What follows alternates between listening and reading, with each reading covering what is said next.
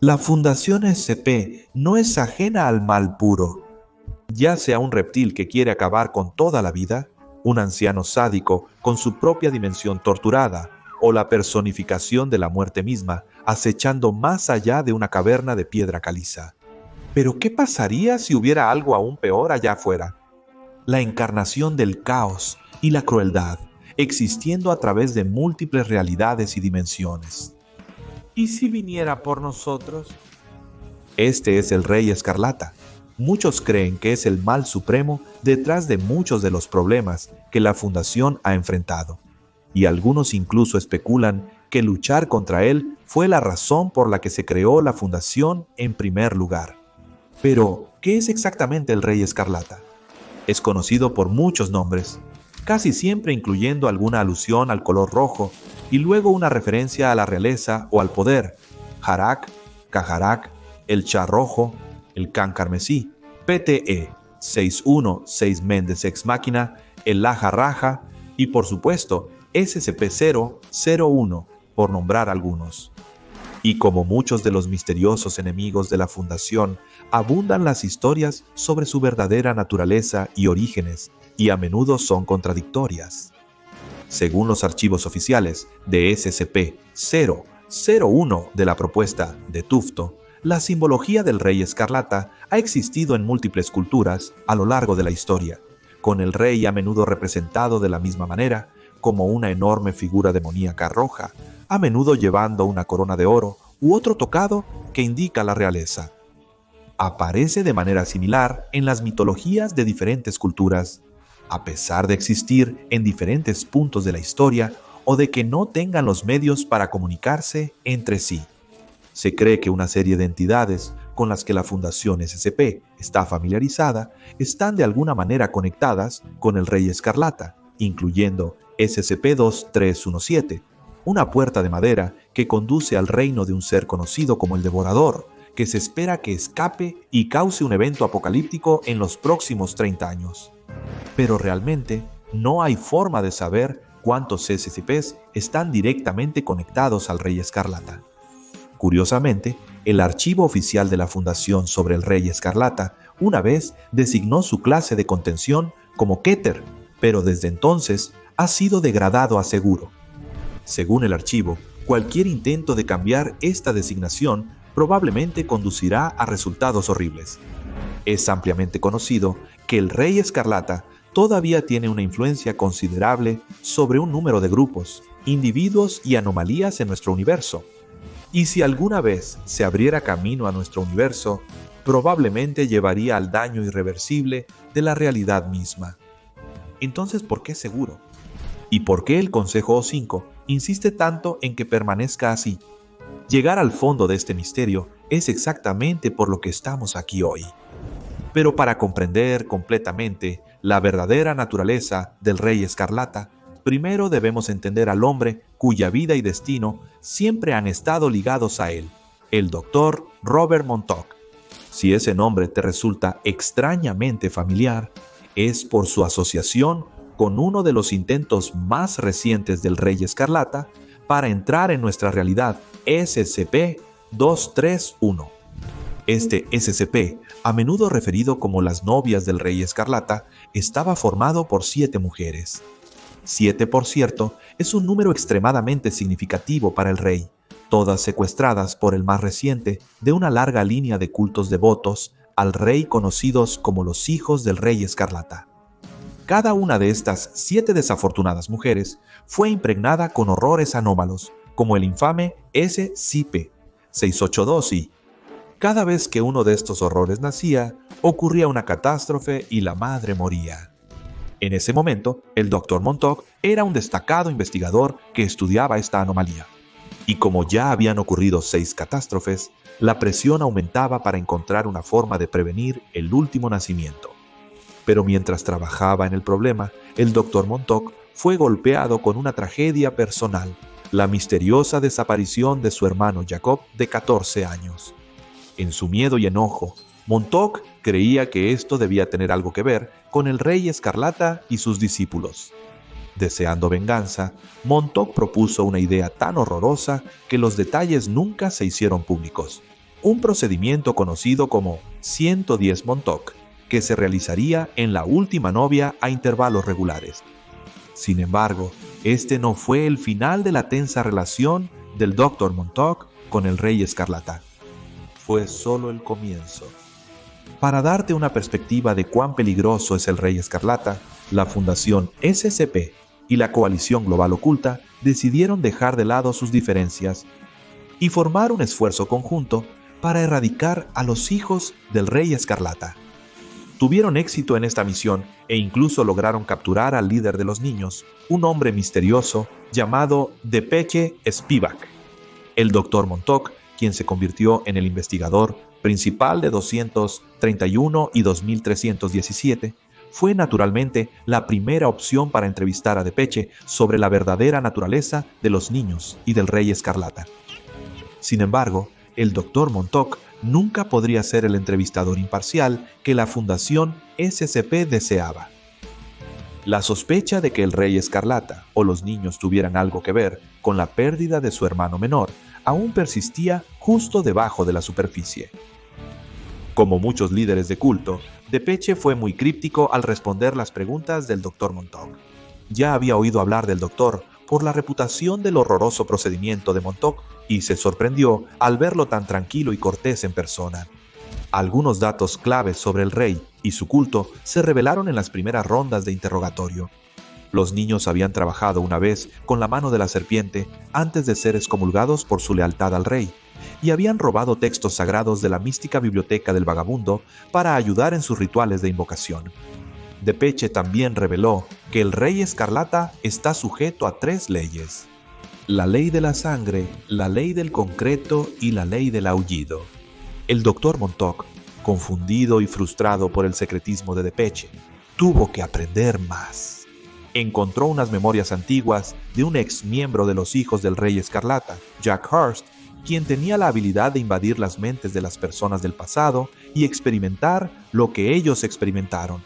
Relató una batalla entre el Rey Escarlata y sus seguidores, y un grupo de guerreros turcomanos viajeros en el tiempo de SCP-3838. Hurst vio ambos lados de la batalla.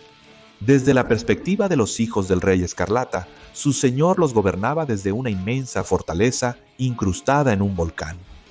Desde la perspectiva de los turcomanos, los niños eran campesinos hambrientos y golpeados, comandados por la voz del rey y el rugido aullante del viento.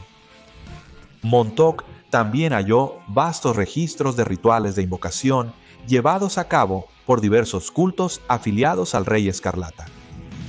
Curiosamente, algunos incorporaron símbolos tallados de la Fundación SCP. ¿Qué podría significar esto?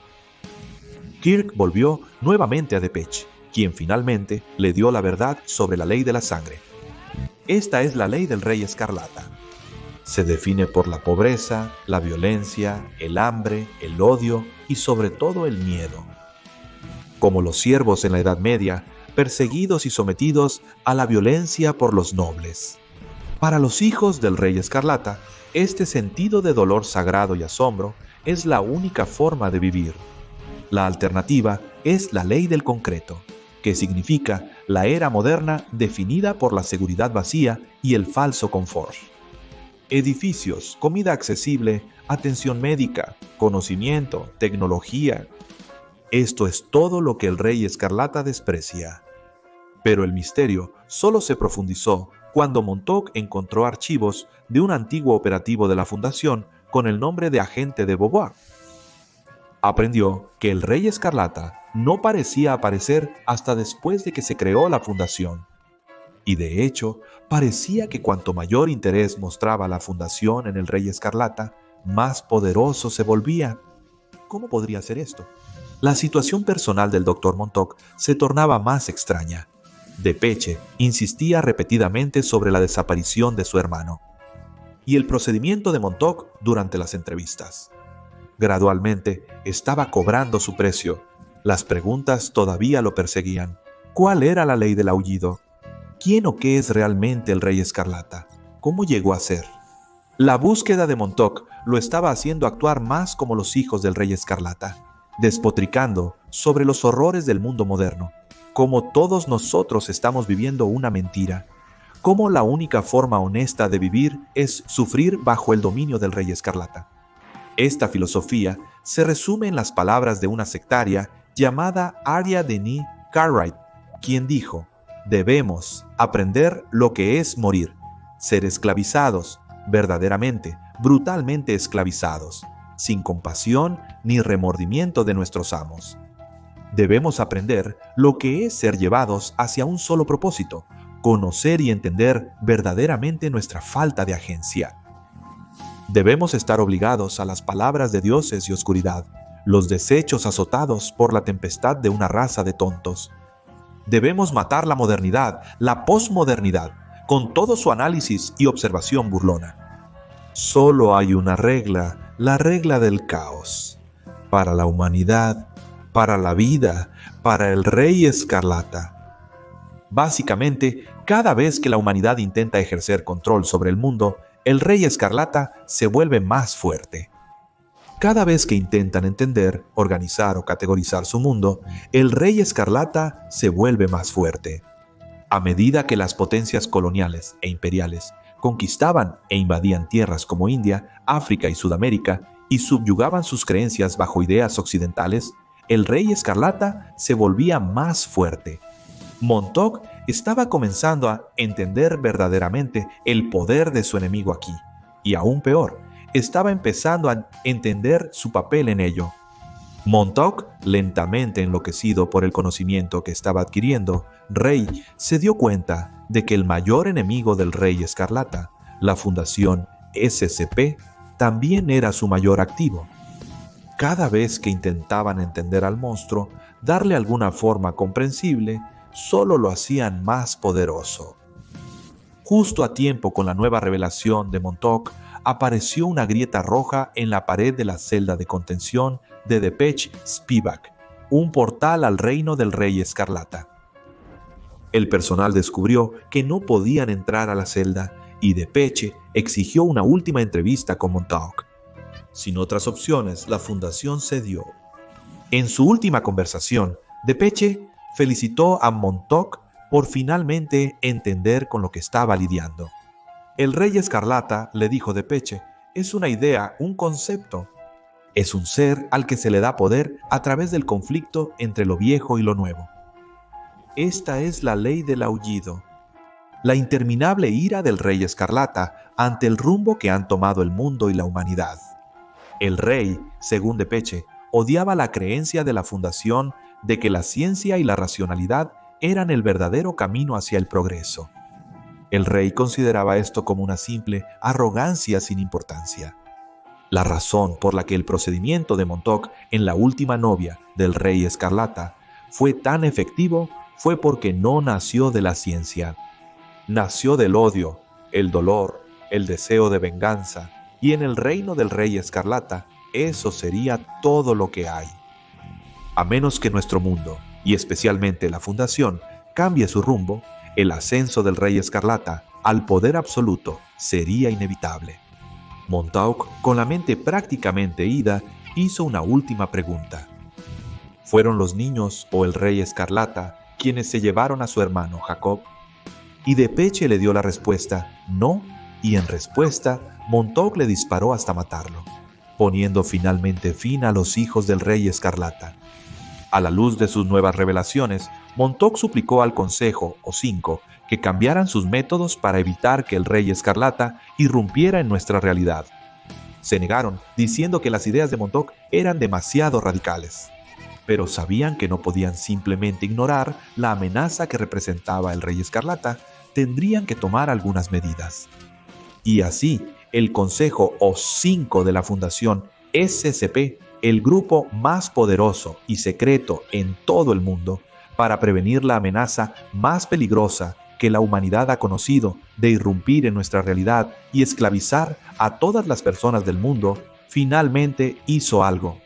Cambió la clasificación del Rey Escarlata de Keter a seguro y hizo su descripción en los archivos oficiales de la Fundación deliberadamente vaga. El Consejo 05 piensa que esto será suficiente para detener el crecimiento del poder del Rey Escarlata, pero Montauk sabía que no era suficiente. Había visto la verdad y no podía dejar de verla. Mientras la fundación seguía como si nada, Montauk llegó a despreciarlos.